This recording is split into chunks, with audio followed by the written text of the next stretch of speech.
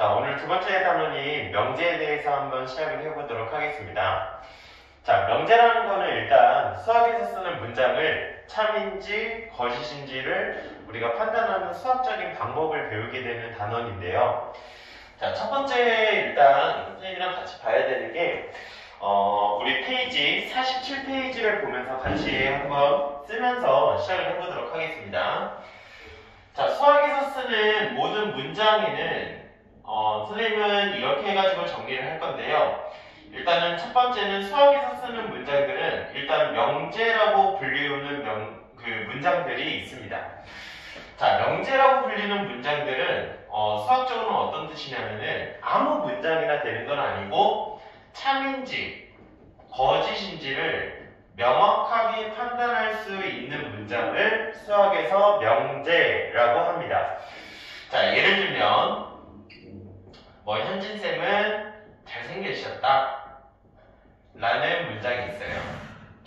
자, 물론 우리가 통상적으로는 참이다 라고 표현을 하기는 하지만 이 잘생겼다 아니면 우리가 흔히 쓰는 키가 크다, 못생겼다, 뚱뚱하다, 날씬하다 이렇게 표현하는 것들은 수학에서 명확한 기준이 있는 문장이 아니기 때문에 우리는 이 문장에 대해서는 참인지 거짓인지를 따질 수 없기 때문에 명제라고 불리울 수는 없어요. 자, 그럼 수학에서 불리우는 명제는 어떤 거냐? 예를 들면은 6이라는 숫자는 12라는 숫자의 약수이다. 자, 이런 문장은 참인 명제라고 볼 수도 있겠죠. 그쵸? 자, 아니면은 이런 것도 가능합니다. x제곱 플러스 5x 플러스 4는 0이라는 2차 방정식을 만족하는 해에는 x는 2가 있다. 이런 문장들. 자, 여러분들 이거 빨리 인수분해 할 수 있으시죠? x 플러스 4하고 x 플러스 1은 0으로 인수분해가 되기 때문에 따라서 이 2차 방정식의 해는 마이너스 4나 아니면 마이너스 1로 나타나야 되는데 x가 2라고 했기 때문에 이 문장은, 이 명제는 거짓인 명제다 이렇게 해서 표현을 합니다. 자, 선생님 이렇게 하니까 좀 헷갈릴 수 있겠다 얘들아. 자, 이거는 참인 명제라고 표현을 하고요. 자, 밑에 있는 얘는 거짓인 명제라고 표현을 한다고. 알겠지? 자, 그래서 어찌됐건 명제라는 거는 문장인데 대신 포인트는 참인지 거짓인지를 명확하게 판단을 할 수 있어야 된다가 핵심적인 부분이라고 보시면 될 것 같아요. 자, 그러면은 수학에서 쓰는 문장에는 명제밖에 없냐? 그렇지는 않거든요. 수학에서는 오히려 지금 선생님이 쓰는 이런 문장들을 더 많이 쓰는데 예를 들면 어떤 거냐면은 x는 12의 약수이다 라는 문장이 있어. 자, 얘들아, x는 12의 약수이다 라는 문장은 참이야 거짓이야? 자, 왜 참인지 거짓인지를 판단 자체를 못하냐면은 말 그대로 여기에 숫자가 아니라 x라는 미지수가 있기 때문에 그렇죠. 자, 그러면 만약에 이 선생님이 지금 예시로 든 문장에 x가 만약에 5라고 하면은 5는 12의 약수다 라는 문장으로 바뀌니까 그러면 이 명제는 참이라고 할 수 있겠니? 그치? 만약에 x가 5라고 하면은 거짓이라고 봐야 되는 거죠. 거짓인 명제인 거죠. 자, 그리고 만약에 그러면은 x가 예를 들면 4라고 하면은 4는 12의 약수가 되는 거니까 그러면 이번에는 얘는 참인 명제가 되는 거네. 자, 그래서 이런 식으로 선생님이 여기다가 뜻부터 일단 쓸게요. 자, 아까 명제라는 거는 참인지 거짓인지를 명확하게 판단할 수 있는 문장을 명제라고 하는데 선생님이 지금 쓴 이 문장들은 x값에 따라서 잘 들어야 돼 얘들아. x값에 따라서 참이 될 수도 있고 거짓이 될 수 있는 문장이라고 볼 수가 있는 거죠. 아까 거는 바로 그냥 문장으로만 쓰여져 있으니까 참인지 거짓인지가 명확했는데 지금 선생님이 두 번째로 쓰는 거는 x값에 따라서 달라지더라. 자, 그래서 x값에 따라서 달라지는 이러한 문장들을 우리는 수학에서는 조건이라고 불러요. 조건. 자, 그러면 x는 12의 약수다라는 이 조건에서 선생님 명확하게 명제라고 안 부르고 이제부터 조건이라고 부르겠습니다. 자, x는 12의 약수다라는 이 조건이 그러면은 참이 되려면은 얘들아 여기에 있는 x값 안에 누구가 들어가면 되겠어. 자, 당연히 12의 약수인 1, 2, 3, 4, 6, 12가 여기 들어가면 되겠죠. 자, 우리는 이런 조건들을 중에서 이 조건이 참이 되게 하는 x값들을 선생님이 밑에다가 적어봤는데 이 x값들이 모여있는 모임을 자 이제 왜 1단원에서 집합을 배우고 2단원에서 명제를 배우는지 이제부터 아시게 될 겁니다. 자, 선생님이 지금 밑에 쓴 얘네들 1부터 해가지고 12까지의 숫자들은 위에 있는 x는 12의 약수이다 라는 조건이 참이 되게 하는 x값들의 모임이죠. 선생님 밑에다 다시 한번 적어볼게요. 참이 되게 하는 x값들의 모임을 선생님이 지금 밑에다가 파란색으로 표시를 했는데 우리는 앞에서 1단원에서 모임이라는 말을 안 쓴다라고 배웠잖아. 그치? 모임이라는 말 대신에 집합을 쓴다라고 표현을 했죠. 그쵸? 자, 그러면 선생님이 지금 파란색으로 중괄호 친 이 영역이 바로 위에 있는 조건이 참이 되게 하는 x값들의 집합이다 라고 우리가 표현을 하고 이렇게 조건이 참이 되게 하는 집합들을 우리는 자, 수학에서 쓰는 용어니까 여러분들 꼭 알아두시기 바랍니다. 자, 다 같이 무슨 집합이라고 한다? 진리 집합이라고 하더라. 이렇게 부를 수 있다는 거예요. 자, 조건에는 이렇게 딱 명확한 것뿐만 아니라 이런 것도 조건이 될 수 있어야 되나. 자, x는 1이다. 자, 이것도 어떻게 보면은 여러분들이 선생님 x는 1이다라는 문장은 그냥 x가 1이다라는 뜻이니까 그냥 참인 거 아니에요?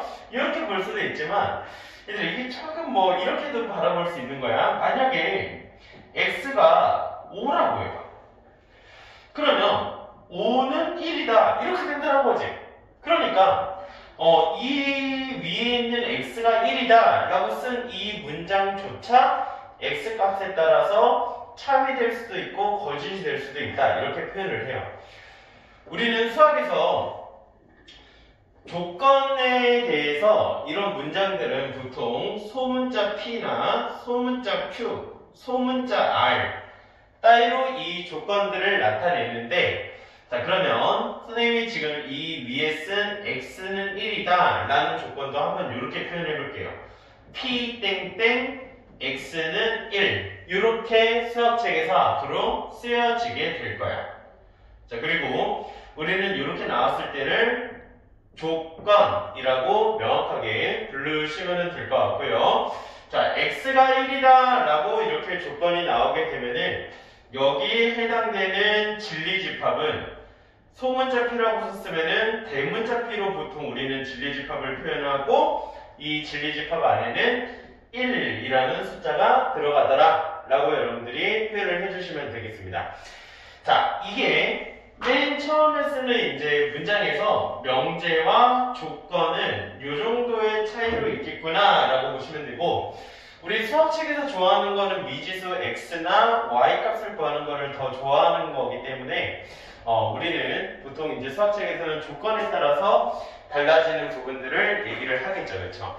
자, 선생님이 지금 한 게 마플 47페이지에 있는 내용인데 책이랑 지금 같이 보면 되는 거고 자, 뒷페이지에 한번 넘어가 보도록 하겠습니다. 자, 뒷페이지 넘어가 보면은 자, 그럼 명제하고 조건에 대해서 이렇게 해서 나타냈다라고 하면은 이 문장을 수학적으로 부정을 하기도 해, 얘들아. 부정. 자, 부정을 한다라는 거는 어떤 의미냐면은 예를 들면은 이런 문장이 또 하나 있다라고 합시다. 명제라고 해야죠. 어떤 명제가 있었냐면은 P라는 명제인데 보통 이제 아까 선생님이 조건을 P라고 쓰기도 한다고 했지만 뭐 일부 문제에 따라서 명제라는 것도 P나 Q로도 충분히 나타날 수 있는데 자, 예를 들면은 P는 이런 걸로 한번 해보겠습니다. 자, x제곱 아까 했었던 2차 방정식으로 한번 해볼게. x제곱 플러스 5x 플러스 4가 0이다 라는 조건이 있다라고 해봅시다. 자, 그럼 얘들아, 이 명제가 참이 되게 하려면 참이 되게 하는 이 x 값들이 들어가 있는 집합을 무슨 집합이라고 한댔는데, 그치?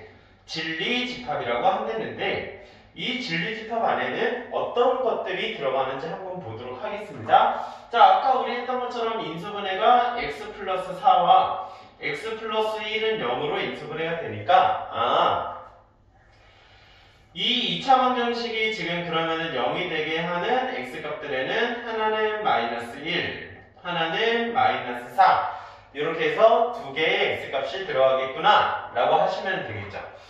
자, 그러면 부정이라는 거는 어떤 의미냐면은 이런 거야. x제곱 플러스 5x 플러스 4가 0이다 라는 문장을 부정한다는 얘기는 명확하게 이 뜻은 아니기는 하지만 얼추 의미상으로는 반대말로 해석을 하시면 돼요. 근데 사실 반대말보다 선생님이 지금 이따가 바로 얘기하겠지만 반대말보다 우리 앞에서 집합을 배웠기 때문에 집합의 표현을 빌리자면 부정이라는 거는 뒤에 있는 어쩌고저쩌고 문장 빼고 전부 다를 우리는 수학에서 명제 부정이라고 표현을 해요. 자, 그러면은 지금 집합을 잘 우리가 숙지를 해놓으신 분들은 여기서 바로 딱 하고 스쳐 지나가는 게 있는데 어쩌고 저쩌고를 빼고 전부 다? 라는 거를 집합으로 표현하는 방법이 있었죠. 기억나시죠? 뭐 어쩌고 저쩌고를 빼고 전부 다. 영어로는 선생님도 영어 잘 못하지만 컴플리먼트라고 표현을 하는 C라고 나타내는 무슨 집합으로 표현을 했더라고요. 여집합으로 표현을 하거든요. 자, 왜 그런지 한번 보도록 하겠습니다. 여기 밑에도 마찬가지인데 x제곱 플러스 5x 플러스 4가 0이다의 부정은 이 0이다의 말 그대로의 반대말이기 때문에 그러면 x제곱 플러스 5x 플러스 4가 0이 되게 하지 않는다. 이게 부정이겠죠. 당연히 뭐뭐는 뭐뭐와 같다의 부정은 뭐뭐는 뭐뭐가 아니다라고 우리가 표현을 할 수 있기 때문에 이런 식으로 나타내게 되는 거고. 자, 그러면 얘들아 위에 거에서 이거를 한번 잘 봐야 되는데 위에 있는 조건 P에서 이 2차 방정식이 들어가 있는 조건이 참이 되게 하는 진리집합엔 당연히 얘를 인수분해했을 때 갖는 해인 마이너스 1하고 마이너스 4가 그 해였어요.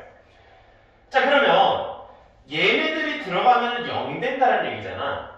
그러면 이번에는 0이 되면 안 되게 해야 되기 때문에 그럼 이 집합 안에는 이 명제가 참이 되게 하는 0이 안 되게 하는 이 진리집합 안에는 얘들아 누구하고 누구 빼고 전부 다 들어가면 되겠어? 그렇지, 그렇지. 위에 있었던 마이너스 1과 마이너스 4를 제외한 모든 실수가 그냥 다 들어가면 되는 거 아니야? 마이너스 1하고 마이너스 4만 아니면은 다 0이 아닌 거잖아. 자, 그러면 이렇게 이거를 벤 다이어그램으로 한번 표현을 해보면은 분명히 이 세상에 있는 전체 집합 안에는 굉장히 많은 원소들이 있을 텐데 그 중에서 위에 있는 조건이 참이 되게 하는 진리집합 P라는 집합 안에는 마이너스 1하고 마이너스 4밖에 안 들어갔다는 얘기예요. 자, 그러면 이 두 개의 값이 아니라 다른 값이 들어가면 0이 안 되는 거기 때문에 그러면 우리가 당연히 표현할 수 있는 거는 여기에 해당되는 이 마이너스 1하고 마이너스 4를 제외한 나머지이기 때문에 이 위에 있던 진리집합 P의 무슨 집합이라고 표현할 수 있다. 그치. 여집합이라고 표현할 수 있다라는 거야. 따라서 어떤 명제의 진리집합에 해당되는 애를 선생님이 만약에 대문자 P라고 한다고 하면 이 위에 있던 명제나 조건을 부정시킨 거의 진리집합은 그 명제가 참이 되게 하는 진리집합 P의 여집합으로 표현을 할 수 있구나 라고 표현을 하고요. 그리고 이 명제를 부정시켰다라는 뜻에서 소문자로 쓰여지는 이 조건 앞에다가는 이렇게 해서 물결로 표시를 해주시면 됩니다. 읽으실 때는 물결로 읽지 마시고요. 영어로는 not이라고 읽으시면 돼요. 아니다라는 뜻이죠. 그래서 다시 한번 정리를 하겠습니다. 조건 P가 있다라고 하면은 조건 P의 부정은 우리가 어떻게 표현을 하겠다. 물결 P라고 쓰고 읽을 때는 not P라고 읽으시면 되겠더라.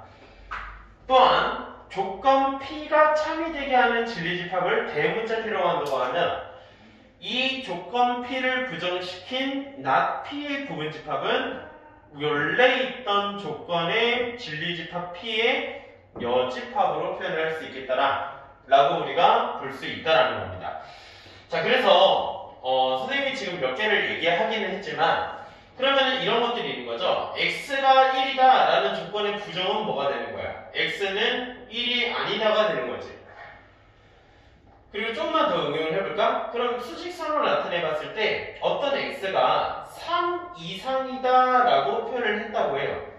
얘들아, 3 이상이다의 부정은 3 이상인 애를 빼고 전부 다 이런 뜻이기 때문에 그러면 선생님이 식으로 쓰면 x가 3 이상이다의 부정은 당연히 뭘로 하면 되겠죠? x는 3? 그치, 미만이다라고 보시면 된다는 거죠. 이런 식으로 우리는 집합에 대한 부정에 대한 부분을 우리 마플 책에는 위에 유형 2번에 아주 잘 써놨다라고 표현을 할 수 있고 유형 2번 위에 있는 부분들에 하나씩 다 읽어보시고 체크하시면서 여러분들이 보시면 되는데 자, 근데 반대말로만 접근하면 예를 들면 이런 거를 조금 실수를 할 수 있어요.